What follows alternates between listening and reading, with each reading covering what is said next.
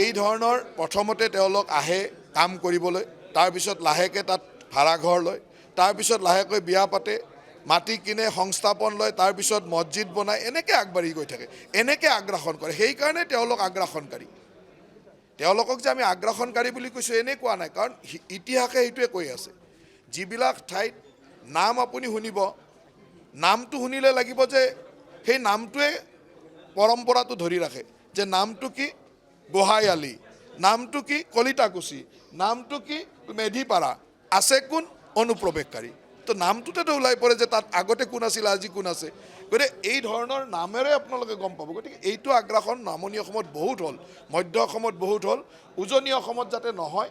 আৰু উজনি অসম আমাৰ বৰঘৰ, এতিয়া ৰংঘৰত কোনোবাই হাত দিলেতো আমি তাক মাতিবই লাগিব নহয়, তলাতল ঘৰত হাত দিলেতো মাতিব লাগিব, যাতে অসমৰ বৰঘৰত এই অনুপ্ৰৱেশকাৰী সোমাব নোৱাৰে। তাৰ কাৰণে উজনি অসমৰ মানুহ সজাগ হৈছে।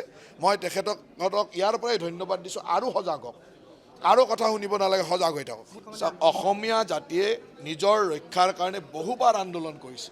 অসমৰ অস্তিত্ব ৰক্ষাৰ আন্দোলনেই হওক, আমাৰ সশস্ত্ৰ সংগ্ৰামেই হওক, সকলোৱে জাতি ৰক্ষাৰ কাৰণে কৰিছে।